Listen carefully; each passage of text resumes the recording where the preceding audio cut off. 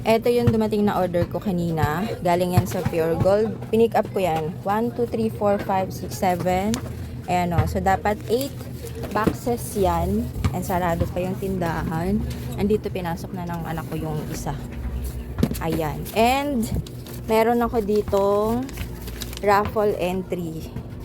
Ayan. Para sa, may promo pala sila. Sari-saring birthday anniversary promo. Tapos, ang halaga ng binayaran ko, ayan, 10,697. So, magbubukas muna tayo. Ganito lang yan pagbukas. So, hilain lang yan. Blinds lang yung gamit ko dun.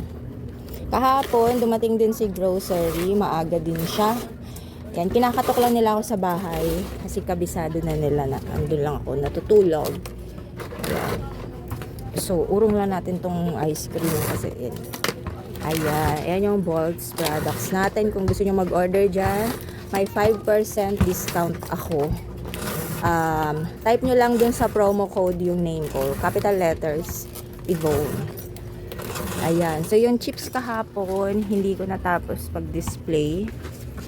Ito yung iba. Yan, 2 box pa to. From grocery din po yan.